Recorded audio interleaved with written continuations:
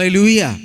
Bible తెచ్చుకున్న వారందరూ కూడా బైబిల్ మీ చేతిలో పట్టుకుని నాతో పాటు చెప్పండి. దేవా, నీ లేఖనములు పరిశుద్ధమైనవి, జీవము గలది, శక్తి గలది. ఈ లేఖనం ద్వారా నాతో మాట్లాడు, నన్ను బలపరిచి, నన్ను శక్తిపరిచి, నన్ను సరిపరిచి, నన్ను పంపించు. ఆమేన్. హల్లెలూయా, హల్లెలూయా. సంఖ్యాకాండము 13వ అధ్యాయము 26, 27 వచనాలు మనకి బాగా పరిచయమైన వచనాలు. అనేకమైన సార్లు ధ్యానించి ఉంటాం. ఆ మాటలను ఇంకొకసారి మనం చదువుదాం. సంఖ్యాకాండము 13వ అధ్యాయము 26వ వచనము, 27వ వచనాన్ని ఒకసారి మనము చదువుదాం. అట్లు వారు వెళ్ళి పారాను అరణ్యమందలి కాదేశులోనున్న మోషే అహరోనుల యొద్దకును ఇజ్రాయేలీయుల సర్వ సమాజమునొద్దకును వచ్చి వారికిని ఆ సర్వ సమాజమునకును సమాచారము తెలియచెప్పి ఆ దేశపు పండ్లను వారికి చూపించిరి. వారు అతనికి తెలియపరిచేదేమనగా, నీవు మమ్మును పంపిన దేశమునకు వెళ్ళితిమి. ఇక్కడ మోషే 12 మందిని పంపించి ఆ యొక్క దేవుడిచ్చుచున్న ఈ యొక్క వాగ్దాన దేశము, దేవుడు వారిని పిలుచుకొని పంపిస్తున్న ఆ స్థలం, వారి కొరకు ఏర్పరిచిన ఆ యొక్క స్థలమును చూచి రమ్మని 12 మందిని మోషే పంపించినప్పుడు దాంట్లో వారు తిరిగి ఆ యొక్క దేశమంతా కూడా వారు చూచి అన్నిటిని కూడా చాలా జాగ్రత్తగా ప్రతిదాన్ని వారు గమనించి వారు తిరిగి ఒక వర్తమానం పట్టుకొని వస్తున్నారు.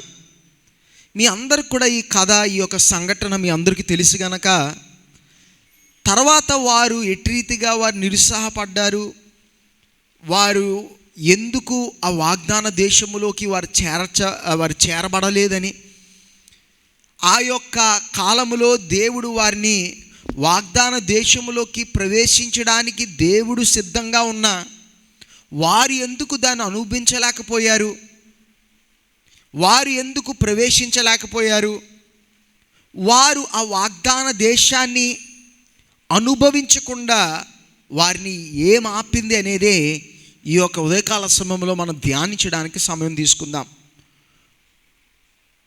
వారి కొరకు ఏర్పరచబడిన వాగ్దానము అనుభవించకుండా, వారి కొరకు ఏర్పరచబడిన ఆశీర్వాదము వారు అనుభవించకుండా ఆపింది ఏంటి? What stop them from experiencing the blessing that God had in store for them? వారి యొక్క జీవితాల కొరకు దేవుడు ఏర్పరిచిన ప్రత్యేకమైన ఆశీర్వాదాలు వారి యొక్క జీవితంలో వారు అనుభవించకుండా ఆపింది ఏంటి? దేవుడు మనల్ని పిలుచుకున్నప్పుడు దేవుడు ఒక ప్రత్యేకమైన ఉద్దేశంతో దేవుడు పిలుచుకుంటున్నాడు. మన ప్రతి వారి కొరకు దేవుడు అనేకమైన వాగ్దానాలు దేవుడు దాచి ఉంచి ఉన్నాడు. మన కొరకు అనేకమైన వాగ్దానాలు ఆయన ఇచ్చి ఉన్నాడు. అనేకమైన మేలు మన కొరకు దాచి ఉంచి ఉన్నాడు. అనేక విధమైన వాగ్దానాలు గతించిన సంవత్సరంలో, ఈ యొక్క సంవత్సరంలోనూ ముందు అనేకమైన సంవత్సరాలుగాను అనేకమైన రీతిలుగా దేవుని యొక్క వాగ్దానాలు పొందుకుంటే ఆ వాగ్దానాలు మనం పరిపూర్ణంగా అనుభవించకుండా, ఆ వాగ్దానాల యొక్క పరిపూర్ణత మన జీవితంలోకి రాకుండా ఆపుతుంది ఏంటి అనేది ఈ ఉదయకాల సమయంలో ఒకసారి మనము గ్రహించిన వారే మనం తీర్చబడాలి. ఇశ్రాయేలు ప్రజలకి అనేకమైన సంవత్సరాల ముందు అబ్రహాము ఉంటున్న కాలంలోనే దేవుడిచ్చిన వాగ్దానం, ఇశ్రాయేలు ప్రజల్ని దేవుడు ఆ యొక్క ఐగుప్తు దేశం యొక్క బానిసత్వములోని నడిపించుచుండగా వారికి ఇచ్చిన వాగ్దానం, ఇన్ని సంవత్సరాలు వారు ప్రయాణం చేస్తుండగా ఆ ప్రయాణం చేయుచున్న కాలంలో దేవుడిచ్చిన వాగ్దానం పొందుకునే ఆఖరి క్షణాల్లో, ఇదిగో మీకు వచ్చేసింది, ఇదిగో మీరు ఎంతకాలం వేచున్నది, ఇదిగో మీ ముందు ఉంది అన్నీ అంతగా వారు దాన్ని చూడడానికి, వారు దాన్ని అనుభవించడానికి, దాంట్లో ప్రవేశించడానికి ఇంకా కొన్ని దినాల్లో వారు ప్రవేశిస్తారు అనగా వారు దాన్ని కోల్పోయి అనేకమైన సంవత్సరాలు మరలా వేచి ఉండవలసిన కారణం ఏంటి అనేదే ఈ యొక్క దినాన మనం ధ్యానిస్తూ మన యొక్క జీవితాల్లో మనము దాన్ని అమలుపరుచుకోవడానికి, దాన్ని నేర్చుకోవడానికి, మన జీవితాన్ని అట్రీతిగా ఒకసారి పరిశోధించుకోవడానికి ఈ ఉదయకాలము అది మన గొప్ప అవకాశముగా తీర్చబడుతుంది. మొట్టమొదటి కారణం ఏంటంటే సంఖ్యాకాండము 13వ అధ్యాయము 28వ వచనాన్ని మనం చదువుదాం. సంఖ్యాకాండం 13వ అధ్యాయం 28వ వచనాన్ని చదువుదాం. అయితే ఆ దేశములో నివసించు జనులు బలవంతులు, వారి పట్టణములు ప్రాకారములు గలవి, అవి మిక్కిలి గొప్పవి, మరియు అక్కడ అనాకీయులను చూచితిమి. వారు తిరిగి వచ్చి 10 మంది 12 మందిని పంపిస్తే 10 మంది తీసుకొచ్చిన వర్తమానం ఏంటంటే అక్కడున్న ప్రజలు వారు ఎలాగనగా చాలా బలవంతులు, దే ఆర్ వెరీ పవర్ఫుల్. వాళ్ళు చాలా బలమైన వారు, చాలా శక్తి గలవారు. వాళ్ళతో మనం యుద్ధం చేయలేము, వారితో యుద్ధం చేయడం అసాధ్యం, వారితో గెలవడం అసాధ్యం. ఇలాంటి మనుషులతో మనం ఎప్పుడు యుద్ధం చేయలేదు. అవును, మనం చాలా యుద్ధాలు చేసాం, చాలా యుద్ధాలు గెలిచాం, చాలా కార్యాలు చూసాం, కానీ ఈ దేశంలో ఉన్న వంటి ప్రజల్ని మనం ఎక్కడ చూడలేదు. ఇక్కడ ఉన్నంత ఎత్తైన వారిని, ఇక్కడ ఉన్నంత బలమైన వారిని మనం ఎప్పుడు చూడలేదు అని వాళ్ళు ఏం చేస్తున్నారు అనగా ఒక సమాచారాన్ని తీసుకువస్తున్నారు. మనం వెళ్ళలేం, మనం జయించలేం. కానీ వీళ్ళని ఒక్కసారి కొంచెం ఈ వచనాలకి కొంచెం వెనక్కి వెళ్తే వీరిని వెళ్ళమని చెప్పింది ఎవరు, ఎందుకు వెళ్ళమని చెప్పాడంటే సంఖ్యాకాండం 13వ అధ్యాయం 1-2 వచనాలు ఒకసారి చదువుదామా. సంఖ్యాకాండం 13వ అధ్యాయము 1వ వచనము 2వ వచనాన్ని చదువుదాం. యెహోవా మోషేకు ఈలాగున సెలవిచ్చెను. ఎవరు సెలవిచ్చాను? యెహోవా మోషేకు ఇలాగు సెలవిచ్చాను. ఎవరు చెప్తున్నారు? దేవుడు చెప్తున్నాడు, మోషే చెప్పట్లేదు. మోషే వారిని పంపించిన, నిజానికి వారిని పంపిస్తుంది ఎవరనగా దేవుడు వాళ్ళని పంపిస్తున్నాడు. దేవుడు వాళ్ళతో చెప్తున్నాడు. చదవండమ్మా 2వ వచనం. నేను ఇశ్రాయేలీయులకు ఇచ్చుచున్న కనాను దేశమును సంచరించి చూచుటకు నీవు మనుషులను పంపుము. దేవుడు అంటున్నాడు అక్కడ ఆ వాడిన మాటలు చూడండి. నేను ఇశ్రాయేలు ప్రజల కొరకు ఇచ్చుచున్న దేవుడు అన్నాడు, నేను ఆ యొక్క ప్రక్రియ ఆల్రెడీ ఏం చేశాను అనగా ప్రారంభించేశాను. మీకు నేను ఇచ్చిన వాగ్దానము నెరవేర్చే కాలం వచ్చేసింది. నేను మీకు ఇవ్వబోతున్నా కూడా కాదు, నేను రాబోతున్న కాలములో మీకు వాగ్దాన దేశం ఇవ్వబోతున్నాను అని కూడా కాదు. ఇప్పుడు ఏమైపోయింది అనగా ప్రాసెస్ ప్రారంభమైపోయింది, డాక్యుమెంటేషన్ ప్రారంభమైపోయింది, సంతకాలు ప్రారంభమైపోయి ఇంకా మీరు ఇప్పుడు ఏమవుతారనగా మీరు ఆ వాగ్దాన దేశంలోకి ప్రవేశించబోతున్నారు. నేను మీకు ఇచ్చుచున్నా, దేవుడు ఇచ్చుచున్న ఈ యొక్క దేశంలోకి వారిని ఏం చేయమనగా మీరు వెళ్ళి చూచి రమ్మంటే వారు తర్వాత 28వ వచనంలో వారు ఏమంటున్నారు, అక్కడున్న ప్రజలు చాలా బలవంతులు, మనం వెళ్ళలేం, మనం దాన్ని పొందుకోలేం, మనకున్న శక్తి సరిపోదు, మనకున్న సామర్థ్యం సరిపోదు. వారు చూచిన దాన్ని బట్టి వారికి ఏం కలిగిందనగా నిరుత్సాహం కలిగింది. వారికి చూచిన దాన్ని బట్టి వారికి ఏం కలిగిందనగా భయం కలిగింది. వారు చూచిన దాన్ని బట్టి వారికి ఏమనిపించిందంటే ఇది మా వల్ల జరగదనిపించింది. వారు ఏం మర్చిపోయారంటే దేవుడిచ్చిన వాగ్దానాన్ని మర్చిపోయారు, దేవుడిచ్చిన ఆ పిలుపుని మర్చిపోయారు, దేవుడు వారితో చెప్పిన ఎవరు వాళ్ళని పంపించారు అనే విషయాన్ని కూడా వాళ్ళు ఏం చేశారు అనగా పరిపూర్ణంగా మర్చిపోయారు. ఎలా తెరచబడ్డాడు? విశ్వాసము లేని వారుగా తెరచబడ్డారు. అంతే కదండి. దేవుని యొక్క వాగ్దానం ఉంది. దేవుడు అన్నాడు నేనేం చేస్తున్నాను అనగా ఈ కనాను దేశం నేను మీకు ఏమన్నాడు ఇచ్చుచున్నాను అన్నాడు. ఐఎమ్ గివింగ్, నేను ఈ కనాను దేశం నేను మీకు ఇచ్చుచున్నాను అన్నాడు. వారు వెళ్ళి చూసినప్పుడు వాళ్ళకి ఏమనిపించిందంటే ఇది మనం జయించగలిగేది అనిపించలేదు గనక వారు ఏం చేయలేదు, దేవుని యొక్క మాట ఏందో వారికి ఏం పోయిందనగా విశ్వాసం పోయి అవిశ్వాసులుగా తెరచబడ్డారు. అంటే వారు ఎలా పరిగెడుతున్నారంటే వారు చూచేదాన్ని బట్టే పరిగెడుతున్నారు, కానీ వారు ఏం పరిగెట్టలేదు, దేవుని యొక్క మాటలు బట్టి వారు ఏం చేయట్లేదు అనగా వారు ముందుకు వెళ్ళట్లేదు. 2 కొరింథీయులు 5వ అధ్యాయం 6వ వచనం చదవండి ఒకసారి.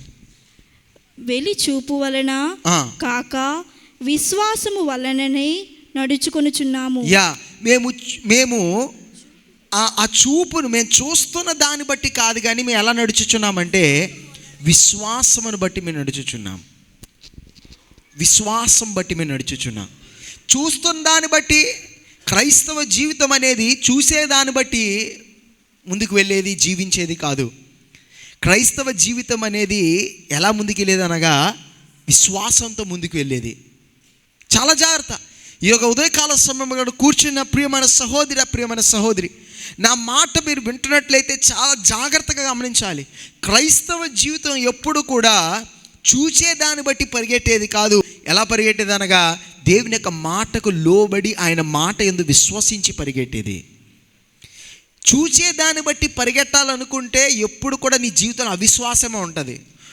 కేవలం కొన్ని సందర్భాల్లో మాత్రమే చాలా చూచేది చాలా అనుకూలంగా అనిపిస్తుంది. చాలా కొన్నిసార్లు మాత్రమే, చాలా తక్కువ శాతం. నువ్వు చూచేది నీ పరిస్థితులు అంతా అనుకూలంగా అనిపించేది, నాకు అంతా బాగుంటే ఓకే నేను చూస్తుంది, నేను నమ్ముతుంది ఒకలా ఉంది అనిపించేది చాలా తక్కువ శాతం మాత్రమే. క్రైస్తవ జీవితంలో నువ్వు నిజంగా ముందుకు కొనసాగాలి అని ఆశించినట్లయితే, దేవుని సంతోషపెట్టే వ్యక్తిగా నువ్వు తీర్చబడాలని ఆశించినట్లయితే, దేవుని యొక్క కార్యాలని జీవితంలో అనుభవించే వ్యక్తిగా తీర్చబడాలి అంటే చూచేదాన్ని బట్టి కాదు, కానీ ఎలా ముందుకు వెళ్ళాలనగా విశ్వాసముతో ముందుకు వెళ్ళాలి. ఇశ్రాయేలు ప్రజలు ఇప్పుడు వారు ఎలా మాట్లాడుతున్నారు, వారు ఏమంటున్నారు, వెళ్ళలేం, జయించలేము, వాళ్ళు చాలా బలమైన వాళ్ళు, వాళ్ళు ఎంత ఎత్తుగా ఉంటారో తెలుసా, వాళ్ళు ఎంత బలం ఉందో తెలుసా. వాళ్ళు ఎందుకు అలా మాట్లాడుతున్నారంటే వారు ఎలాగ ప్రవర్తిస్తున్నారు, వారు ఎలా జీవిస్తున్నారు అనగా చూచేదాన్ని బట్టి కానీ విశ్వాసం బట్టి అయితే కాదు. ఎందుకంటే వారిని పంపించింది ఎవరు? మోషే పంపించాడా? సమస్య ఏంటంటే వాళ్ళు ఏమనుకుంటున్నారు, ఎవరు పంపించారు అనుకుంటున్నారు, మోషే పంపించాడు. అది సమస్య. నిజానికి వారిని పంపించింది ఎవరు? దేవుడు. ఎందుకంటే మనం చదివాం కదా 1వ వచనంలో, యెహోవా అన్నాడు మోషేతో వారిని పంపించమంటే, అప్పుడు మోషే ఏం చేశాడు, వారు పంపించాడు. వారు పంపించినప్పుడు దేవుడు ఏమన్నాడు, నేను మీకు ఇచ్చుచున్నా ఈ కనానును మీరు చూచిరండి, నేను మీకు ఇవ్వబోతుంది. అది దేవుడిచ్చిన వాగ్దానం. వారికి దేవుడిచ్చిన వాగ్దానం అలా ఉంటే వారు వెళ్ళి చూసినప్పుడు వారికి ఎలా కనబడిందంటే చాలా అసాధ్యంగా అనిపించింది. ఈ ఉదయకాల సమయంలో నీ యొక్క జీవితంలో నువ్వు చూచుచున్న కార్యాలు నీకు చాలా అసాధ్యంగా అనిపిస్తున్నాయి. నీ యొక్క ఆరోగ్య స్థితి నీకు చాలా అసాధ్యంగా అనిపిస్తుంది. నీ మెడికల్ రిపోర్ట్ నీకు చాలా అసాధ్యంగా అనిపిస్తుంది. నీ ఆర్థిక పరిస్థితి నీకు చాలా అసాధ్యంగా అనిపిస్తుంది. నీవు దినం ఎదుర్కొంటున్న పరిస్థితులన్నీ కూడా నీకు అసాధ్యంగా అనిపిస్తున్నాయి. కానీ చూచుచున్న దాన్ని బట్టి కాదు, కానీ మనం ఎలా ముందుకు వెళ్ళాలనగా విశ్వాసముతో మనం ఏం చేయాలనగా ముందుకు వెళ్ళిన వారై తీర్చబడాలి. Praise the lord. విశ్వాసముతో ముందుకు వెళ్ళి వారై తీర్చబడాలి. చూచేదాన్ని బట్టి నువ్వు వెళ్ళినట్లయితే నీ జీవితంలో ఎప్పుడు కూడా విశ్వాసకరమైన మాటలు పలకలేవు, నువ్వు ఎప్పుడు ఆరాధించలేవు. అనుకుంటావు రేపు బాగుంటే ఆరాధిస్తానులే, తర్వాత ఆరాధించి ఈరోజు నా మనసు బాగాలేదు, ఈరోజు మనసు బాగాలేదు కనుక బైబిల్ చదవను, ఈరోజు మనసు బాగాలేదు కనుక ప్రార్థన చేయను, ఈరోజు మనసు బాగాలేదు కనుక చర్చికి వెళ్ళను, ఈరోజు ఇది బాగాలేదు కనుక ఆరాధన చేయలేను, ఇది ఇలా బాగాలేదు కనుక పరిచర్య చేయలేను. ఎప్పుడు చేయలేవు. క్రైస్తవ జీవితం అలా సాగేది కాదు. క్రైస్తవ జీవితం ఎలా సాగాలనగా చూచేదాన్ని బట్టి కాదు, ఎలా సాగాలనగా విశ్వాసముతో కొనసాగాలి. It's not by sight but it's by faith. చూచుచున్న దాన్ని బట్టి కాదు, కానీ నీ ముందు కనబడుతున్న వాటిని బట్టిని కాదు, కానీ విశ్వాసముతో. ఈ యొక్క ఉదయకాల సమయంలో ఒక్కసారి పరిశోధన చేసుకో. ఈ ఉదయకాల సమయంలో ప్రియమైన యవన సహోదరి, ప్రియమైన యవన సహోదరి, ఈ ఉదయకాల సమయంలో ఒకసారి పరిశోధన చేసుకో. నీ జీవితంలో నువ్వు ఎలా ముందుకు వెళ్తున్నావు? ప్రియమైన సహోదరి, ప్రియమైన సహోదరి, ఈ ఉదయకాల సమయంలో ఒకసారి పరిశోధన చేసుకో. నువ్వు ఎలా వెళ్తున్నావు? చూచేదాన్ని బట్టి వెళ్తున్నావా, లేకపోతే దేవుని యొక్క వాగ్దానం బట్టి, దేవుని యొక్క మాట బట్టి నువ్వు వెళ్తున్నావా? చూచేదాన్ని బట్టి వెళ్తే ఎన్నో నిరుత్సాహాలు, ఎన్నో విధమైన దుఃఖములు ఏమైతే నీ జీవితంలో నువ్వు అనుభవించవలసి వస్తుంది. విశ్వాసం లేని వ్యక్తిగా తీర్చబడతావు. ప్రార్థిస్తావు కానీ నీ ప్రార్థనలో విశ్వాసం ఉండదు. ఆరాధిస్తావు కానీ నీ ఆరాధనలో విశ్వాసం ఉండదు. ఉపవాసం చేస్తావు కానీ ఉపవాసంలో విశ్వాసం ఉండదు. రెండు రీతిలుగా ప్రార్థన చేయొచ్చు, విశ్వాసంతోనూ అవిశ్వాసంతోనూ. రెండు రీతిలుగా అడగొచ్చు, రెండు రీతిలుగా ఉపవాసించవచ్చు. ప్రార్థన చేస్తున్నావు అంటే సరిపోలేదు. నీ ప్రార్థన ఎలా ఉండాలనగా విశ్వాసంతో కూడిన ప్రార్థనగా తీర్చబడాలి. ఉపవసించావంటే సరిపోలేదు. ఉపవాసం ఎలా తీర్చబడాలనగా విశ్వాసంతో కూడిందిగా తీర్చబడాలి. ఎందుకనగా హెబ్రీయులకు రాసిన పత్రిక 11వ అధ్యాయం 6వ వచనాన్ని ఒకసారి చదువుదామా? హెబ్రీయులకు రాసిన పత్రిక 11వ అధ్యాయం 6వ వచనాన్ని ఒకసారి మనం చదువుదాం. విశ్వాసము లేకుండా దేవునికి ఇష్టుడై ఉండుట అసాధ్యము. దేవుడికి ఇష్టుడై ఉండుటకు కావలసింది ఏంటనగా ఏం కలగాలి? ఈ లోకంలో ఏ కార్యం ద్వారా మనకి దేవునికి ఇష్టలుగా తీర్చబడలేము. నువ్వు చేసే ఎన్ని కార్యాలైనా, ఎన్ని విధములైన ఘనమైన కార్యాలై ఉండొచ్చు, అర్పణలై ఉండొచ్చు, లేకపోతే నీ యొక్క భక్తికరమైన కార్యాలు ఉండొచ్చు, నీ శారీరకమైన కార్య వ్యత్యాసాలే ఉండొచ్చు. అవి ఏది కాదు కానీ దేవునికి ఇష్టలై తీర్చబడ్డానికి కావాల్సింది ఏమనగా ఏం కావాలనగా విశ్వాసముతో జీవించు వారే తీర్చబడాలి. విశ్వాసం లేకుండా దేవునికి ఇష్టలుగా తీర్చబడము అసాధ్యం. మరి మనం చూచే దాన్ని బట్టి పరిగెడితే మనం దేవుడికి ఇష్టలుగా మనం బ్రతకగలుగుతామా? ఈరోజు మనం ప్రార్థన చేస్తున్నామంటే ఎలా మనం ప్రార్థిస్తున్నాం? విశ్వాసంతో అవిశ్వాసం. ఎందుకు? రెండు రీతిలుగా ప్రార్థన చేయగలుగుతాం. కొంతమంది ఎలా ప్రార్థన చేస్తారంటే, మనం చాలాసార్లు, కొంతమంది కాదు అనేకమైన సార్లు మనం ఎలా ప్రార్థన చేస్తామంటే చాలా అనుమానాలతో, లేకపోతే ఏదో ఒక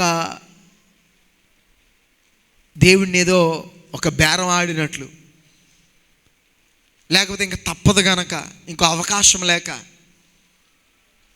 కానీ ఈ దినాల్లో మనం నిజంగా దేవుని యొక్క కార్యాలు మన జీవితంలో అనుభవించిన వారే తీర్చబడాలి అంటే మనం ఎలా తీర్చబడాలనగా విశ్వాసము కలిగిన వారే.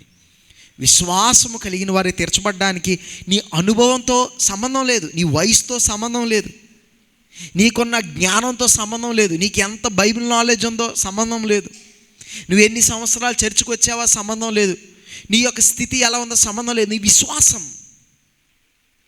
నీ విశ్వాసం మీద మాత్రం ఆధారపడి ఉంది. కానీ ఎప్పుడైతే చూచుచున్నవి నీ యొక్క జీవితాన్ని పరిపాలించి, విశ్వాసము కాకుండా చూచుచున్నవే నీ జీవితాన్ని పరిపాలించినప్పుడు ఆ విశ్వాసంతో నిండబడినట్లయితే నువ్వు పొందుకోవలసిన ఆశీర్వాదాన్ని ఏం చేస్తావు అందగా నువ్వు కోల్పోయిన వ్యక్తిగా తీర్చబడతావు. నీ చేతులు ముందు ఉంటున్నా ఇంకా చేతులు చాచి నీ ఆశీర్వాదాన్ని పొందుకోవలసిన సందర్భాలు చాలాసార్లు నీ జీవితంలో వచ్చాయి. దేవుడు నీకు ఇచ్చిన వాగ్దానాలు ఈ యొక్క సంవత్సరంలో అనేకమైన సార్లు నీ చేతి దగ్గరికి వచ్చాయి, కానీ నువ్వు కోల్పోవడానికి కారణం ఏమనగా నువ్వు చూచుచున్న దాన్ని బట్టి నువ్వు బ్రతుకుతున్నావు, అవిశ్వాసకరమైన మాటలు పలుకుతున్నావు, దేవుని ప్రశ్నించే రీతిగా నువ్వు జీవిస్తున్నావు. దేవుడిచ్చిన వాగ్దానాలు ఒక్క క్షణానికి నువ్వు నమ్ముతున్నావు, ఇంకొక క్షణానికి ఏం చేస్తున్నావు అంటే నీ జీవితంలో పరిస్థితులన్నీ కూడా కొంచెం గందరగోళంగా తీర్చబడినప్పుడు, అంతా కూడా చీకటి కమ్మేసినప్పుడు, నీ ముందు గొప్ప గొప్ప ప్రశ్నలు సమస్యలు వచ్చినప్పుడు నీ విశ్వాసం కూడా ఏమవుతుందనగా పూర్తిగా తరిగిపోతుంది. ఈ దినాన్న ఒక తీర్మానం తీసుకోవాలి. నేను ఇంక మీదట ఏం బ్రతకనగా నేను చూచుచున్న దాన్ని బట్టి నేను బ్రతకను, కానీ ఎలా బ్రతుకుతానగా విశ్వాసంతో నేను బ్రతకబోతున్నాను, విశ్వాసంతో నేను జీవించబోతున్నాను. నా ముందు పరిస్థితులు చాలా భయంకరంగా ఉండొచ్చు, నా ముందు పరిస్థితులు నాకు చాలా నిరుత్సాహంగా అనిపించవచ్చు, నాకు ముందున్న పరిస్థితులు ఇంకా ఏ మార్గం లేదు, అన్నీ అయిపోయింది, ఇంకా కుదరదు అనిపించవచ్చు.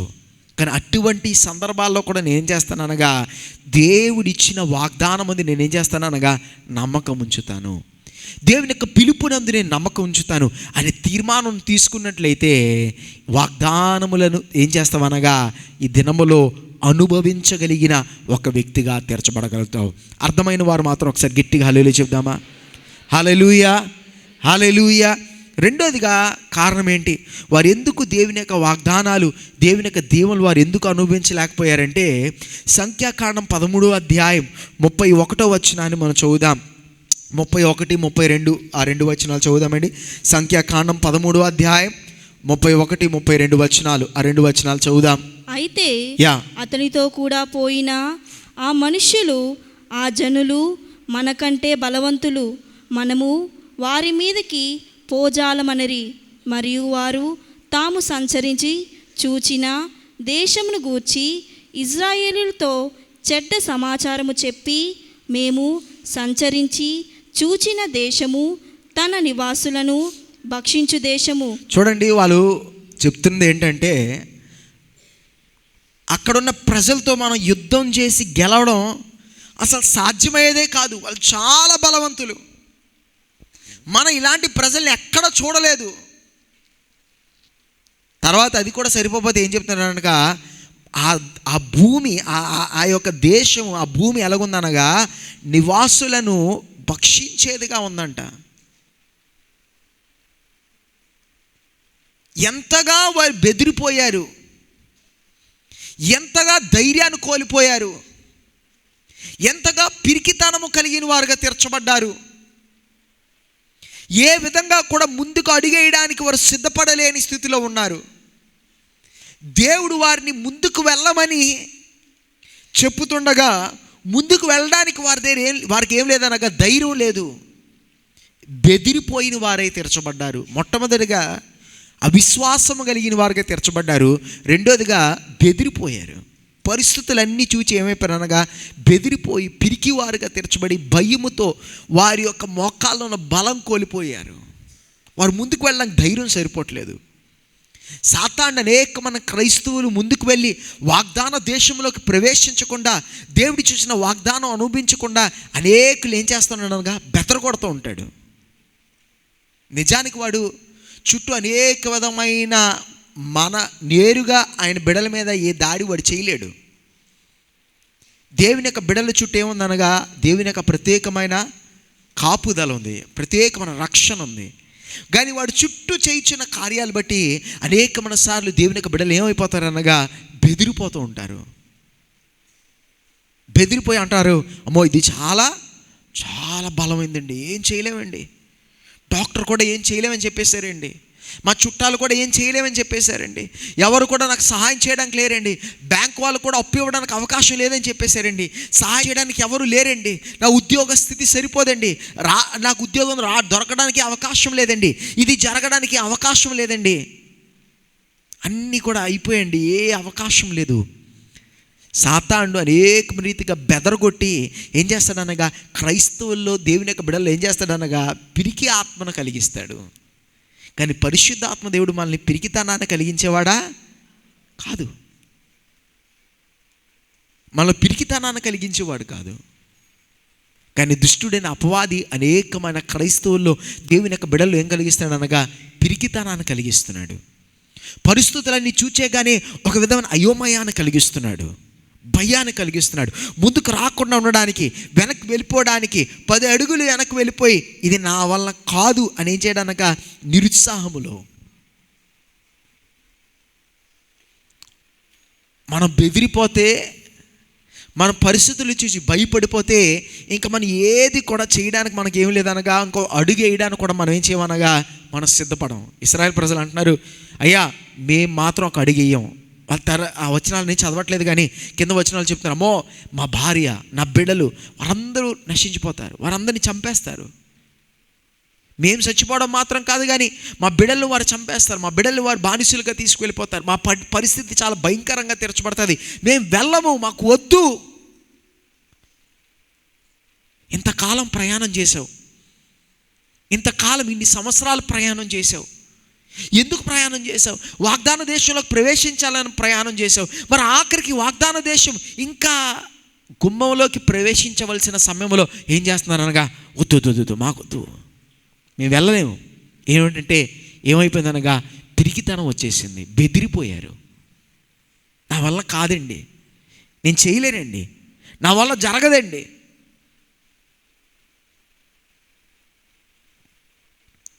యేసు ప్రభుతో ఉన్న శిష్యులకి యేసయ్య అంటే చాలా ఇష్టం, చాలా ప్రేమ. లేకపోతే ఊరికనే ఎవరు కూడా వారికి ఉన్నదంతా వదిలేసుకొని యేసుప్రభు వెంట రారు. కుటుంబాలు, ఉద్యోగాలు, వారి వ్యాపారాలు, వారికి ఉన్న అన్నిటిని వదిలేసుకొని యేసుప్రభుని వెంబడిస్తున్నారు. యేసుప్రభుని ఆ కాలంలో వెంబడించడం అనేది ఒక సుఖమైన కార్యం కాదు. ఎందుకనగా వారు ప్రయాణాలు చేస్తూనే ఉండాలి, అనేకమైన పరిస్థితులను వారు ఎదుర్కోవాలి, భయంకరమైన పరిస్థితులు ఎదుర్కోవాలి. గ్యారంటీగా ఈ సమయానికి జీతం వస్తుందన్నా, గ్యారంటీగా ఈ సమయానికి ఆహారం దొరుకుతుందన్నా అలాంటి ఏ సందర్భం లేక భవిష్యత్తు ఎలా ఉంటుందో తెలియలేని స్థితిలో వారు ఉంటుండగా వారు ఇంకనూ ఏం చేశారనగా యేసుప్రభుని వెంబడిస్తూనే ఉన్నారు. యేసుప్రభు వారు ఆ గెత్సెమనే తోటలో వారిని ప్రార్థించమని వారితో చెప్పి యేసుప్రభు వారు కొంచెం ముందుకు వెళ్ళి ప్రార్థన చేయించుండగా శిష్యులందరూ కూడా ఏం చేస్తున్నారనగా వాళ్ళు ఏం చేస్తున్నారు, వారు పడుకున్నారు, నిద్రపోతున్నారు. వారు నిద్రపోతున్నారంటే వారు ఏం సుఖంగా నిద్రపోవట్లేదు, వారు ఏమి విశ్రాంతి తీసుకోవడానికి బాగుందిరా ఈ తోటలో పై నక్షత్రాలు కనపడతాయి, చక్కగా మనం మాట్లాడుకొని చక్కగా కబుర్లు చెప్పుకుంటూ పడుకుందామని వాడు పడుకోవట్లేదు. వారు ఎలా పడుకుంటున్నారంటే వారి జీవితంలో ఒక విధమైన భయము, ఏం జరగబోతుందో యేసుప్రభు వారు చెప్పే మాటలు వారికి చాలా మటుకు అర్థం కావట్లేదు. యేసుప్రభు వారు నేను మరణించాలి, నేను ఇలాగా మూడో దిన నేను మరలా లేస్తాను, ఈ కార్యాలు వారికి తర్వాత మనంతా చదువుతాం కనుక, మనంతా చదివాం కనుక మనకి ఈనాడు అర్థమవుతుంది. కానీ ఆనాడు శిష్యులకి అదేం అర్థం కావట్లేదు, వారికి ఏం తెలియట్లేదు. ఈయన మేము వెంబడించాం, ఈయన వెంట వచ్చాం, ఈయన మెస్సయ్య అని మేము నమ్మాం, ఈయన రాజ్యాన్ని స్థాపించుతాడని మేము నమ్మాం, ఈయనేమో ఇప్పుడు చనిపోతానంటున్నాడు, ఈయనేమో అనేకమైన మాకు అర్థం కాలే అనేకమైన కార్యాలు చెప్తున్నాడు, అనేకమైన రీతిలుగా రాజకీయంగా చుట్టూ అనేకమైన కార్యాలు జరుగుతున్నాయి. ఈ యొక్క ఫారిసీలు సదుకీలు కూడా అనేకమైన విధంగా పన్నాంగాలు పన్నుతున్నారు, యేసు ప్రభుని చంపేయడానికి ప్రయత్నం చేస్తున్నారు, రాళ్ళతో కొట్టడానికి ప్రయత్నం చేశారు. ఒకవైపునేమో ఒక విధమైనగా రాజకీయంగా వారు ఏం చేశారు అనగా యేసు ప్రభుని బందీగా తీసుకెళ్ళడానికి అనేకమైన కార్యాలు జరుగుతున్నాయి. ఇవన్నీ కూడా వారికి తెలుసు కనుక వారికి ఒక విధమైన ఆందోళన, ఒక విధమైన భయం. మనకి ఎక్కువ భయం అయిపోతే, ఎక్కువ ఆందోళన వచ్చేస్తే, ఏం చేయాలో తెలియకపోతే మన శరీరం ఏమవుతుంది, మన మనసు ఏమవుతుంది అనగా షట్ డౌన్ అయిపోతుంది, ఇంక దేనికి కూడా స్పందించదు. శిష్యులు అలిసిపోయి, మానసికంగా అలిసిపోయి, శారీరకంగా కన్నా వారు మానసికంగా అలిసిపోయి ప్రార్థన చేయడానికి యేసుప్రభు వారు వారితో ప్రార్థన చేయమని చెప్పినా వారు ఏం చేయలేకపోతున్నారు అనగా ప్రార్థన చేయడానికి వారి దగ్గర ఆ యొక్క శక్తి లేదు, పడుకుపోతున్నారు. మేము ఎలాగైనా కళ్ళు మూసేసుకొని ఈ రోజు ఎలాగైనా పోతే చాలు, ఈ రోజులు గడిపేస్తే చాలు, ఈ రోజులు మాకే అర్థం కావట్లేదు, మాకు తెలియట్లేదు, ఈ రోజులు ఎలాగైనా గడిపేస్తే చాలు, కొంచెం నిద్రపోదాం, కొంచెం విశ్రాంతి తీసుకుందాం, చూద్దాం. అనేకమైన క్రైస్తవుల యొక్క పరిస్థితి కూడా అదే రీతిగా ఉంటుంది. ప్రార్థన చేయడానికి కూడా ఏమి లేదనగా బలం లేక, ఆరాధన చేయడానికి బలం లేక, మనసు లేక అయితే కాదు, బలం లేక, ప్రార్థించాలని ఆశ లేక కాదు, కానీ ప్రార్థించడానికి ఆ యొక్క ఓపిక, ఆ యొక్క బలము కోల్పోయి ఏం ప్రార్థిస్తాం. ఆరాధించడానికి ఉన్న ఆ యొక్క ఆశ లేక కాదు, ఆరాధించాలనే మనసు లేక కాదు, కానీ ఆరాధించడానికి కూడా బలం లేక, భయముతో, ఆందోళనతో, నిరుత్సాహాలతో నిండిపోయిన క్రైస్తవులు అనేకులు లేరా? ఇక్కడ ఉదయకాల సమయంలో కూడి వచ్చిన మనలో అనేకుల యొక్క పరిస్థితి అదే రీతిగా ఉంది. ఆరాధిద్దాము, ప్రార్థిద్దాం అని ఇంట్లో కూర్చుంటున్నాం, చర్చికి వస్తున్నాం, కానీ వెంటనే ఏం గుర్తు వస్తుందంటే ముందుంటున్న భయంకరమైన పరిస్థితులు. ఆ పరిస్థితుల కొరకు ఆలోచించిన క్షణం శరీరంలో ఆరోగ్యం అంతా పోతుంది, బలం అంతా పోతుంది, అంత నీరైపోతుంది. ఏ రీతిగా కూడా ప్రార్థించడానికి కూడా ఒక మాట బయటికి రావట్లేదు. ప్రార్థించడానికి ఉన్న ఆ యొక్క ఉత్సాహం లేదు, ఆరాధించడానికి ఉత్సాహం లేదు. వచ్చేదంతా కూడా నిరుత్సాహకరమైన మాటలే. ఏం జరుగుతుందిలే, ఏమవుతుందిలే. ఎన్నో సంవత్సరాలు అయిపోయి, ఎన్నో నెలలు అయిపోయి, జీవితం అయితే మారట్లేదు, పరిస్థితులు అయితే మారట్లేదు. ఇదంతా కూడా దుష్టుడైన అపవాది యొక్క పన్నాంగము. దేవుని యొక్క ప్రజలు వాగ్దానంలోకి ప్రవేశించకుండా, దేవుని యొక్క ప్రజలు వాగ్దానాన్ని అనుభవించకుండా, దేవుని యొక్క ప్రజలు వారి యొక్క జీవితాల్లో వాగ్దానాన్ని దేవుడు వారి కొరకు ఏర్పరచుచున్న ఆ వాగ్దానం యొక్క పరిపూర్ణతలోకి వారు వెళ్ళకుండా, దుష్టుడైన అపవాది అనేకమైన క్రైస్తవులు ఏం చేయుచున్నాడనగా బెదిరిపోయేవారుగా చేస్తున్నాడు. నడువు కట్టుకొని, కత్తి చేతిని పట్టుకొని, పదయ్యా మేము వెళ్తాం, మేము దీని కొరకే వేచి ఉన్నాం, ఈరోజు నువ్వు పిలిపించావు గనక వెళ్తాము, మేము వాగ్దాన దేశంలోకి ప్రవేశిస్తాం, మేము మా బిడలు మా తరాలు వాగ్దానాన్ని అనుభవించిన వారే తీర్చబడతామని ముందుకు వెళ్లకుండా వారు ఏమవుతున్నారనగా బలమును బెదిరిపోయి ఏమన్నారు, మేము వెనక్కి వెళ్ళిపోతామంటున్నారు. మేము వెనక్కి వెళ్ళిపోతామంటున్నారు. ఈ దినాన అనేకమైన క్రైస్తవులు, అనేకమైన మంచి దేవుని యొక్క బిడలు, దేవుని ప్రేమించే బిడలు ఈ దినాన్న బెదిరిపోయి దాక్కుంటున్నారు. నాకు వద్దులేండి, నేను ఇంక ఈ ప్రార్థన నాకు వద్దండి, నాకు ఈ ఆరాధనలు వద్దండి, నాకు ఈ యొక్క అడగడాలు వద్దండి, ఈ వాగ్దానాలు వద్దండి, ఆశీర్వాదాలు ఉండేది, ఈ పరిచర్యలు నాకు వద్దండి, ఈ కార్యాలు నాకు వద్దండి, నేను నా మట్టికి నేను బతికేస్తాను, అది చాలు, నాకు ఇవన్నీ వద్దు, నాకు నా వల్ల కాదు, నేను చేయలేను అని బెదిరిపోయిన వారు అనేకులు ఉన్నారు. శరీరంలో బలం అంతా కోల్పోయి నా వల్ల జరగదు అనే రీతిలో నా జీవితం మారదండి, నా కుటుంబ పరిస్థితి మారదండి, నా ఆర్థిక పరిస్థితి మారదండి, నా శారీరక పరిస్థితి మారదండి, నా జీవితం మారదండి అనే రీతిగా నిరుత్సాహములు దిగజారిపోయి దేవుడిచ్చుచున్న వాగ్దానాన్ని అనుభవించలేని వారు, దేవుడిచ్చుచున్న వాగ్దానములోకి ప్రవేశించలేని వారు అనేకులు ఉన్నారు. ఈ ఉదయకాల సమయంలో అటువంటి స్థితిలో ఉన్నట్లయితే ఇది సాతాను యొక్క విధానం. ఇది సాతాను యొక్క కొత్త విధానం అయితే కాదు, కానీ వాడు ఎప్పుడు కూడా వాడే విధానము. నిన్ను బెదర కొడతాడు, నీలో అవిశ్వాసాన్ని కలిగి చేస్తాడు, నిన్ను బెదిరిపోయేవారుగా చేస్తాడు. నిన్ను బెదిరిపోతే ఏం చేయలేమనగా యుద్ధంలోకి వెళ్ళమన్నప్పుడు యుద్ధంలోకి వెళ్ళలేవు. నేను నడువు కట్టుకోమంటే నడువు కట్టుకోవు, కత్తి పట్టుకోమంటే కత్తి పట్టుకోవు, వెళ్ళమంటే వెళ్ళవు, యుద్ధాన్ని చేయమంటే యుద్ధము చేయవు.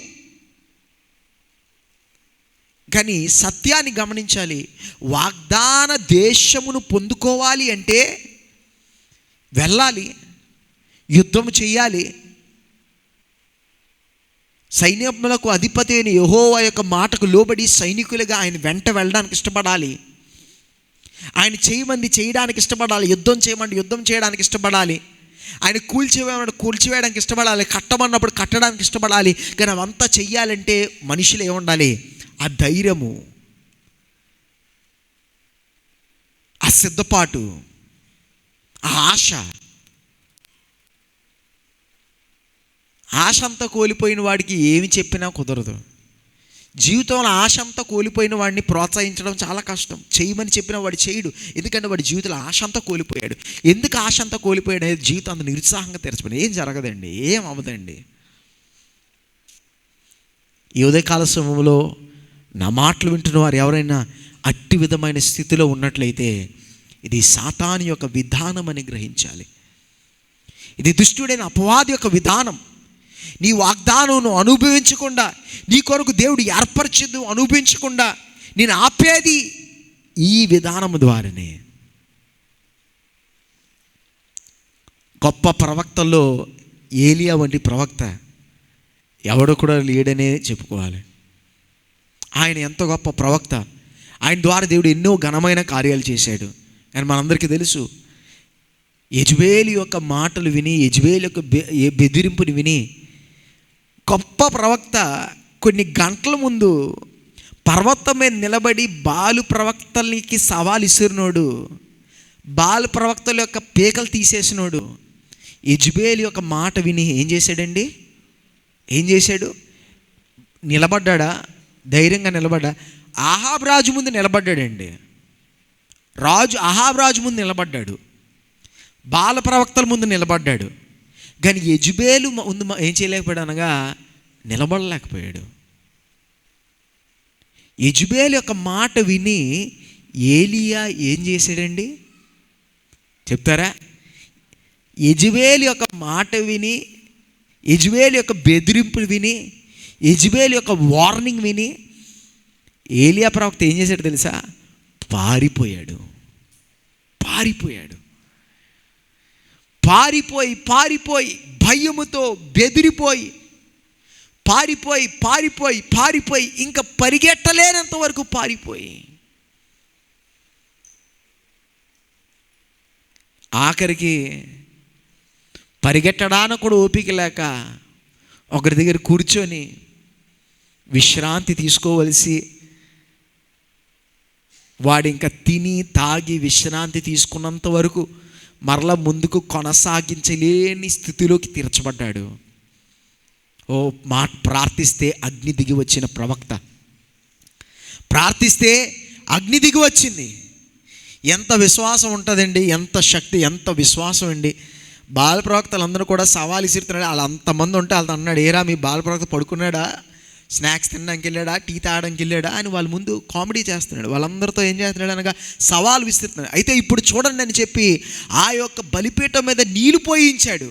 ఎంత నీళ్ళు పోయించాడంటే నీళ్ళతో అది తడిచి పొర్లే పారే అంతగా నీళ్ళు పోయించి అప్పుడు ప్రార్థన చేస్తే ఏం చేసిందండి? పరలోకంలో ఉండి అగ్ని దిగి వచ్చింది. ఎంత విశ్వాసం! ఆ గొప్ప ప్రవక్త ఏం చేస్తున్నాడు?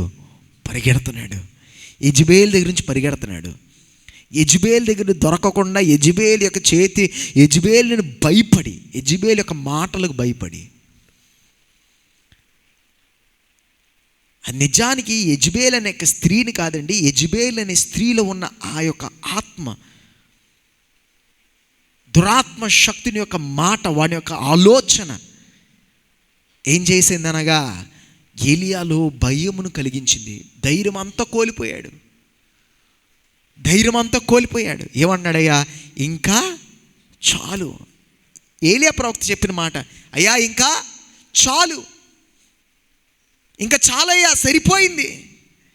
కానీ నిజానికి ఏలియా యొక్క జీవితంలో తన పరిచర్యలో ఇంకా చాలా ప్రాముఖ్యమైన పరిచర్య ఒకటి ఉంది. ఏలియా ఎంతవరకు చేసినవి చాలా గొప్ప కార్యాలు అయితే, ఇవన్నిటికన్నా గొప్ప కార్యం ఏలియా చేయవలసి ఉంది. ఏలియా అహాబు రాజు ముందు నిలబడ్డాడు. ఏలియా అహాబు రాజు సవాలు విసిరాడు. ఏలియా దేవుడితో పోషింపబడ్డాడు. ఏలియా కార్మెలు పర్వతం మీద నిలబడ్డాడు. గొప్ప ఘనమైన దేవుని యొక్క కార్యాలు చూశాడు. కానీ ఇవన్నిటికన్నా గొప్పది ఏమనగా ఏలియా తర్వాత ఉన్న కాలములో దేవుని యొక్క పరిచర్యని కొనసాగించే ఒక వ్యక్తిని సిద్ధపరచడం, తర్వాత ఉన్న తరానికి తన పరిచర్యని కొనసాగించడం, ఎలీషాని ఎంచుకోవడము, ఎలీషానికి తన యొక్క అభిషేకము, తన యొక్క పరిచర్య ఎలీషాకు అర్పించి ఎలీషా దాన్ని కొనసాగింప చేయడము ఏలియా యొక్క పరిచర్య అతి ప్రాముఖ్యమైనది. కానీ ఏలియా ఇప్పుడు ఏమైపోయాడనగా అలిసిపోయాడు. సాతానికి తెలుసు ఏలియా యొక్క పరిచర్య ఇంకా అయిపోలేదు. ఏలియా యొక్క ప్రాముఖ్యమైన పరిచర్య ఉంది. ఏలియా ఎలీషాని అభిషేకించే ముందు వీడిని ఏం చేయాలనగా అనగదొక్కాలి. దేవుడు అన్నాడు, ఏలియా అయిపోలేదు, నువ్వు అయిపోయింది అనుకున్నావు కానీ అయిపోలేదు. కానీ నువ్వు కొనసాగాలి అంటే నువ్వేం చేయాలనగా కొంచెం తినాలి, కొంచెం తాగాలి, కొంచెం విశ్రాంతి తీసుకోవాలి. నువ్వు కొంచెం తినాలి, కొంచెం తాగాలి, కొంచెం విశ్రాంతి తీసుకోవాలి. కొంచెం తిన్నాక, కొంచెం తాగాక, కొంచెం విశ్రాంతి తీసుకున్నాక, దేవుని యొక్క మాటల చేత బలపరచబడ్డాక దేవుడు ఏం చేశాడనగా మళ్ళా ఏలియాని ఏం చేశాడనగా నడిపించి ఏం చేశాడనగా ఎలీషాని దేవుడు ఏం చేసుకున్నానగా ఏలియా ద్వారా దేవుడు పిలుచుకున్నాడు. కానీ ఏలియా ఎందుకు ఆ యొక్క కాలములో నా వలన కాదయ్యా, నా వలన జరగదయ్యా, ఇంకా చాలయ్యా అని ఎందుకు అన్నాడంటే తన జీవితంలో ఏం కోల్పోయాడు అనగా ధైర్యాన్ని కోల్పోయాడు. పిరికివాడుగా తీర్చబడ్డాడు. సమస్త విధంగా ఏ ధైర్యం లేనివాడుగా తీర్చబడ్డాడు. ప్రియమైన సహోదరి, ఏలియా వంటి గొప్ప ప్రవక్త ధైర్యాన్ని కోల్పోతే ఏలియా వంటి గొప్ప ప్రవక్త తన యొక్క విశ్వాసమును కోల్పోగలిగితే ఇంకా చాలయ్యా, నా వల్ల కుదరదయ్యా అన్నట్లయితే, మరి నీవు నేను అప్పుడప్పుడు అయ్యా నా వల్ల కుదరదయ్యా అనడము ఒక కొత్త విషయము, ఒక ఆశ్చర్యపడవలసిన విషయం కాదు. కానీ మనం ఏం చేయాలనగా ఆయన సన్నిధానములో వేచి ఉండి ఆయన ఇచ్చిన ఆహారమును తిని పరిశుద్ధాత్మ జలములను తాగి దేవుని యొక్క సహవాసములో విశ్రాంతిని తీసుకొని నూతన బలం పొందుకొని ఏం చేయాలనగా ముందుకు కొనసాగువారై తీర్చబడాలి. ప్రైజ్ ది లార్డ్, హల్లెలూయా. నువ్వు ఆగిపోవడానికి కాదు, నువ్వు అలిసిపోవడానికి కాదు, నువ్వు అనుమానాల్లో బ్రతకడానికి కాదు. దేవుడు నిన్ను పిలిచింది ఆయన ఇచ్చిన వాగ్దాన దేశములోకి ప్రవేశించడానికి. ఇంతవరకు నువ్వు చూచింది చేసింది గొప్పదనుకున్నట్లయితే దేవుడు నీ కొరకు ఏర్పరిచింది, దేవుడు నీ కొరకు చేయబోతున్నవి ఇంకను ఘనమైన కార్యములు ఉన్నాయి. అది నీకన్నా బాగా సాతాను గ్రహించాడు గనక నీలో అలసటను కలుగు చేయుచున్నాడు, నీలో నిరుత్సాహాన్ని కలుగు చేయుచున్నాడు, నిన్ను మూలలో కూర్చోబెడుతున్నాడు, నీలో అనుమానములు కలుగు చేయుచున్నాడు, నీలో అనేక విధమైన భయములు కలుగు చేయుచున్నాడు. కానీ ఈ యొక్క దినములో నువ్వు దేవుని యొక్క సన్నిధానంలో వేచి ఉండి ఆయన వాక్యమును భుజించగలిగినట్లయితే, పరిశుద్ధాత్మ జీవ జలములో నీ యొక్క సంతృప్తి పొందగలిగిన వ్యక్తిగా తీర్చబడగలిగినట్లయితే, సహవాసములో నువ్వు ఎదగలిగిన వ్యక్తిగా తీర్చబడగలిగినట్లయితే, నీ కొరకు దాచబడిన ఆ వాగ్దానములోనికి నువ్వు ప్రవేశించి తీరుతావు. విశ్వాసం కలిగిన వారు ఒకసారి చేతులెత్తి దేవుని యొక్క నామమును కనపరుదాం. హల్లెలూయా, హల్లెలూయా. ప్రియమైన యవన సహోదరా, ప్రియమైన యవన సహోదరి, నీ జీవితంలో అనేకమైన ఆలోచనలు ఉన్నాయి, నీ జీవితంలో అనేక నిరుత్సాహాలు ఉన్నాయి. అవును, ఇంతవరకు నువ్వు అనుకున్నవి ఏది జరగలేదు, ఇంతవరకు నువ్వు అనుకున్నట్లు ఏది జరగట్లేదు, నువ్వు ఆశించినట్లు ఏది జరగట్లేదు. కానీ నువ్వు నిరుత్సాహపడకు, నువ్వు అలగకు, నువ్వు సనక్కు, నువ్వు అనుమానాలతో నువ్వు మూలలో కూర్చోకు. దేవునికి నీ ఎడల గొప్ప ఉద్దేశములు ఉన్నాయి, దేవుడికి నీ భవిష్యత్తు గొప్ప ఆలోచన ఉంది. నీ తల్లిదండ్రులు దేవుడు రక్షించి ఆ కుటుంబంలో దేవుడు నిన్ను పుట్టించి ఒక క్రైస్తవ కుటుంబంలో జన్మించడానికి దేవుడు నీకు అవకాశాన్ని ఇచ్చి, దేవుడు నీకు ఇంతగా చదువుకోవడానికి అవకాశం ఇచ్చి, దేవుని యొక్క వాక్యములో పెంచే ఆ అనుభవాన్ని, ఆ యొక్క పెరిగే అవకాశం దేవుడు ఇచ్చాడంటే ఊరికినే కాదు, దేవుడికి నీ ఎడల చాలా గొప్ప ఉద్దేశం ఉంది. దేవుడు నీకు ఇచ్చే తాళంతులు దేవుడు ఇచ్చాడా, దేవుడికి నీ ఎడల గొప్ప ఉద్దేశం ఉంది. దేవుడి యొక్క పరిచయంలో దేవుడు ఎంతవరకు నిన్ను నాటాడా, దేవుడి యొక్క పొలంలో దేవుడు నిన్ను నాటాడంటే ఊరికినే నిన్ను నాటడు, నీ ఎడల దేవుడి గొప్ప ఉద్దేశం ఉంది. ప్రియమైన యవన సహోదరా, ప్రియమైన యవన సహోదరి, ప్రియమైన సహోదరా, ప్రియమైన సహోదరి, ప్రియమైన చంటి బిడ్డ, దేవుని యొక్క పొలంలో నువ్వు నాటబడ్డావు. ఈరోజు నువ్వు ఇక్కడ ఉన్నావంటే దేవుని యొక్క ప్రత్యేకమైన పొలంలో నాటబడ్డావంటే నీ ఎడల దేవుడు గొప్ప ఉద్దేశం ఉంది. నువ్వు ఏదో ఊరికినే ఉండడానికి కాదు, నీ జీవితంలో అప్పుడప్పుడు కొన్ని చెదలు పడతాయి, కొన్ని పురుగులు పడతాయి, కొన్ని గాలులు వస్తాయి, కొన్నిసార్లు నువ్వు వంగిపోతావు, కొన్నిసార్లు నువ్వు ఎండిపోతున్నట్టు అనిపిస్తావు. కానీ ఆయన పొలంలో ఉన్న ఒక్క పంట కూడా, ఒక్క మొక్క కూడా నశించిపోవడానికి ఆయన ఒప్పుకోడు. ఆయన మంచి వాడిగా, ఆయన ఒక మంచి గొర్రెల కాపరిగా, ఒక మంచి తోటమాలిగా ఆయన ప్రతిదాన్ని సరిచేసి, ప్రతిదానికి కావలసిన ఎరువులు పోసి, ప్రతిదానికి కావలసిన ఆ యొక్క కాపుదలనిచ్చి ఆయన ఏం చేస్తాడనగా పంటను లేకపోతే ఫలమునిచ్చే ఆ వృక్షముగా, ఆ యొక్క పొలం, ఆ యొక్క మొక్కలుగా ఆయన చేసి తీరుతాడు. విశ్వాసం కలిగిన వారు మాత్రం ఒకసారి గట్టిగా హల్లెలూయా చెప్తారా? హల్లెలూయా, హల్లెలూయా. ఈ యొక్క ఉదయకాల సమయంలో దేవుడు ఈ మాటలు ఎందుకు పలుకుతున్నాడంటే, ఈ యొక్క ఉదయకాల సమయంలో ఇక్కడ నిరుత్సాహంలో ఉన్నవారు అనేకులు ఉన్నారు, అనేక మన మాటలు బట్టి, అనేక మన తలంపులు బట్టి, అనేక మన కార్యాలు బట్టి, ఎదుర్కొన్న సందర్భాలు బట్టి, పరిస్థితులు బట్టి అనేక నిరుత్సాహాలు ఉన్నవారు ఉన్నారు. కానీ ఉదయకాల సమయంలో ఒక సత్యాన్ని గమనించండి. అధికమైన నిరుత్సాహము, అధికమైన భయము, అధికమైన ఆందోళన ఎప్పుడు వస్తుందో తెలుసా? ఒక్క అడుగులో వాగ్దాన దేశంలోకి ప్రవేశించబోతున్నావని తెలిసిన కాలంలో అధికమైన పోరాటం, అధికమైన నిరుత్సాహం వస్తుంది. ఎందుకంటే తెలుసు, ఇంకా అడుగును వేసినట్లయితే ఎక్కడికి నువ్వు ప్రవేశించబోతున్నావు అనగా ఆ పరిపూర్ణమైన వాగ్దానములోకి, పరిపూర్ణమైన ఆశీర్వాదంలోకి ప్రవేశించబోతున్నావు. మరి ఈ దినము నువ్వు ఒక తీర్మానం తీసుకో. ఈ నిరుత్సాహంలో బ్రతుకుతావా?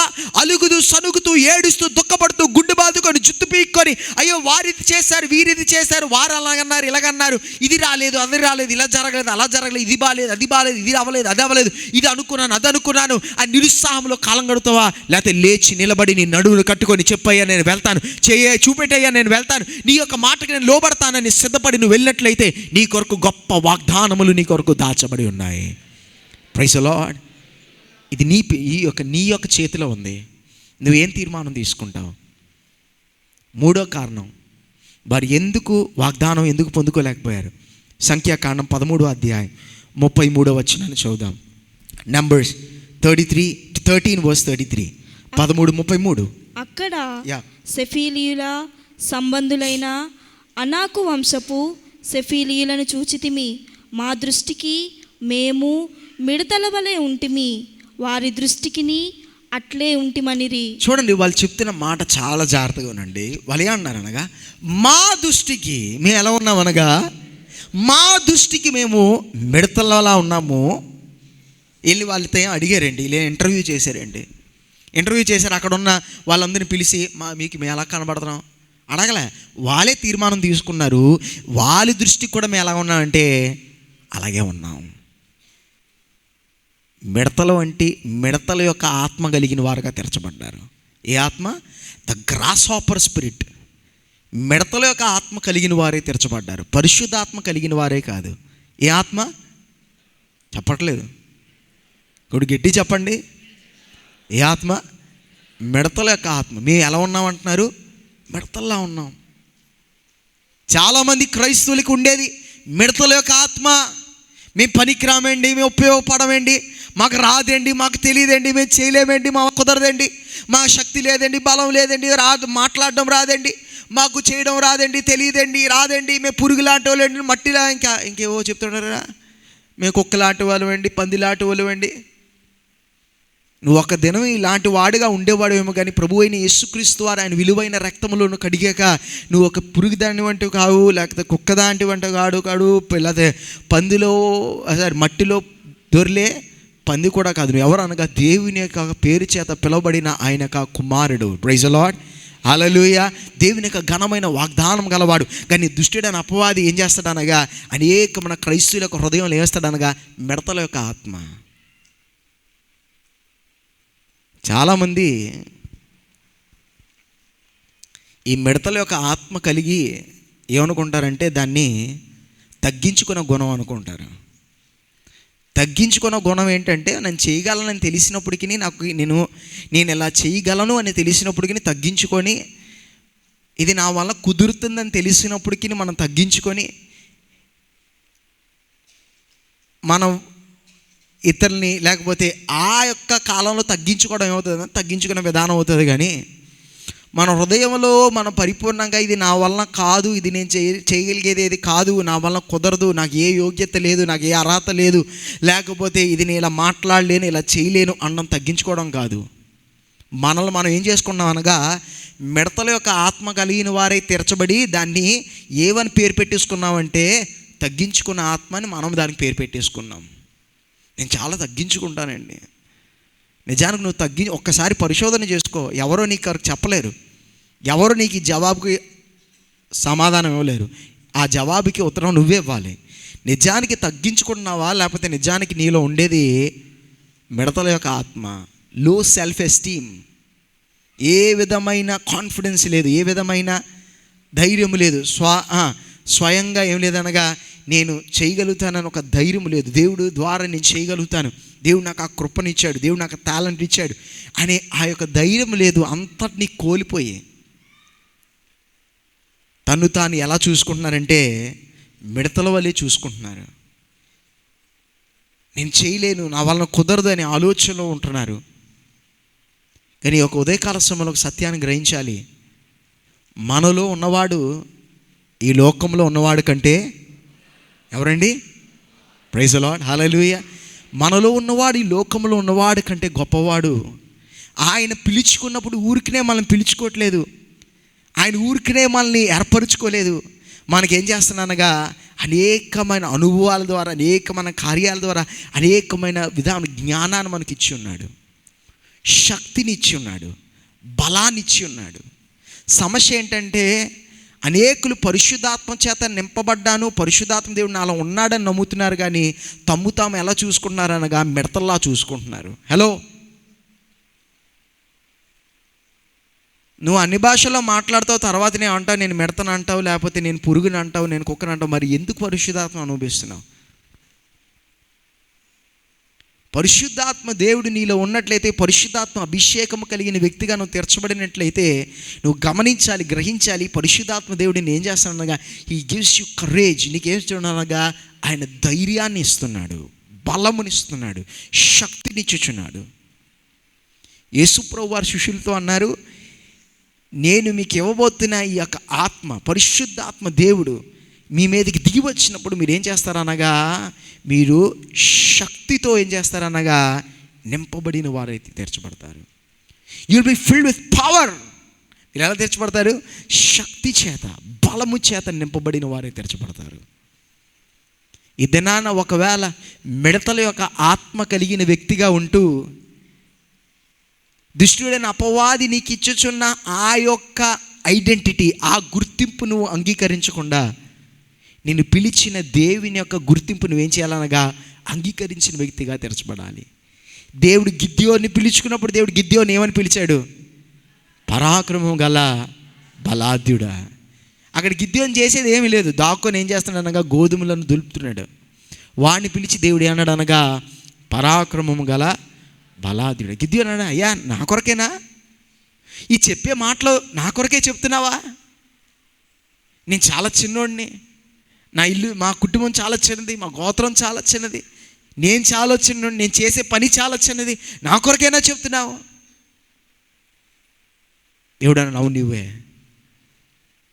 నేను నిన్ను ఎవరుగా పిలుచుకున్నానంటే పరాక్రమం గల బలాఢ్యుడిగా పిలుచుకున్నాను. Praise lord. ఈ యొక్క దినాన్న నిన్ను దేవుడు ఎలా పిలుచుచున్నాడు అనగా పరాక్రమము గల బలాఢ్యుడిగా దేవుడు పిలుచుచున్నాడు. ఆయన అటువంటి పిలుపుతో నేను పిలుచుకున్నాడు.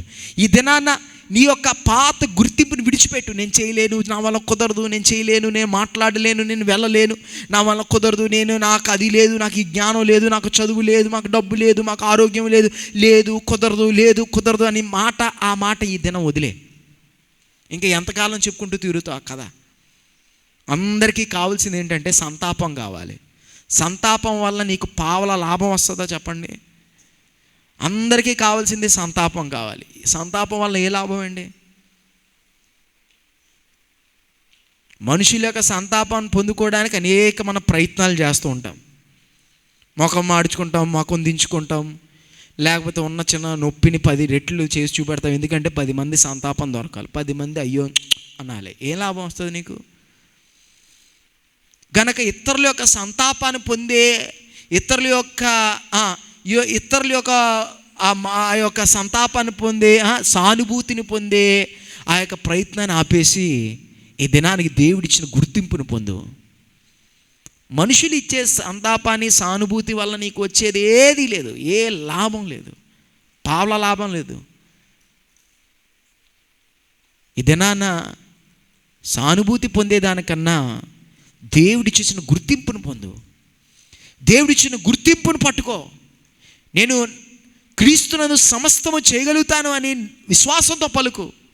నాలో ఉన్నవాడు ఈ లోకంలో ఉన్నవాడు కన్నా గొప్పవాడు అని విశ్వాసంతో పలుకు. నా దేవుడు నాతో ఉన్నాడు కనుక, ఆయన వాగ్దానాలు నాకు ఇచ్చాడు కనుక నాకు అసాధ్యం ఏది లేదు. దేవుడు నన్ను పిలుచుకున్నాడు, దేవుడు నా కొరకు సమస్తాన్ని సాధ్యపరుస్తాడు అని విశ్వాసంతో పలుకు. నా దేవుడి ద్వారా నేను చేయగలుగుతాను విశ్వాసంతో పలుకు. దేవుడి ద్వారా ఈ ఉద్యోగం సంపాదించగలుగుతాను, దేవుడి ద్వారా నేను పోషింపబడతాను, నా ఆర్థిక పరిస్థితులు మారుతాయి, నా జీవితం మారుతుంది, నా పరిస్థితులు మారుతాయి, నేను దీవింపబడుతున్నాను, నా జీవితం బాగుంది, నాకు మంచి భవిష్యత్తు ఉంది, నేను బలమైన వాడిని, నేను ఆరోగ్యం ఉన్నవాడిని, నేను శక్తిగల వ్యక్తిని, నేను ధైర్యమైన వ్యక్తిని. విశ్వాసముతో ఆయన ఇచ్చిన ఆ యొక్క గుర్తింపులోకి వచ్చిన వారే తెరచబడాలి. కానీ ఎలా తెరచబడదు? గ్రాస్ హాపర్ స్పిరిట్, మిడతల వంటి ఆత్మ, మిడతల యొక్క ఆత్మ కలిగిన వారే తెరచబడదు. వాళ్ళు అంటున్నారు మా యొక్క దృష్టిలో సమస్య శత్రుడి దగ్గర లేదు. వాళ్ళు అన్నారండి, వీళ్ళు అన్నారు, అది కాదు సమస్య. ఎవరు ఏదైనా అన్నా, నిజానికి ఎవరు ఏమంటున్నారు ఎప్పుడు సమస్య కాదండి. సమస్య ఎప్పుడు ఏంటంటే మనం ఏమంటున్నాం అనేది సమస్య. అందరికీ చాలా ఇంట్రెస్ట్ ఏంటంటే అవతల నా కోసం ఏం చెప్తున్నాడు ఇంట్రెస్ట్. నేను లేనప్పుడు ఏం చెప్పారండి నా కోసం? ఎందుకండి మనకి? నా కోసం ఏం చెప్తున్నారండి? నా కోసం ఏమన్నారండి? నేను వెళ్ళిపోయిన తర్వాత నా కోసం ఏం చెప్పారండి? లేదా వాళ్ళు నా కొరకు ఏం చెప్తున్నారండి? ఈ దినాన అందరు ఏం చెప్తున్నారు విషయాన్ని నువ్వు పక్కన పెట్టేసి నిజానికి నీ యొక్క సొంత ఆలోచనలో దేవుడు నీకు ఇచ్చిన గుర్తింపు నువ్వు అంగీకరిస్తున్నావా? అది ఉంటే చాలు, మిగతా వాళ్ళు ఏమనుకున్నా అది నీకు ఒక విషయం కాదు. అది నీ జీవితాన్ని ఏ విధంగా బాధించేది కాదు.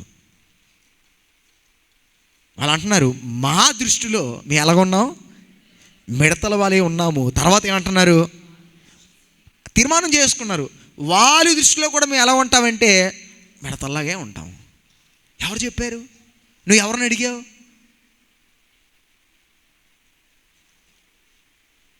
అలాంటి తీర్మానంలోకి రావడానికి కారణం ఏంటంటే వారిలో మొట్టమొదటిగా విశ్వాసాన్ని కోల్పోయారు.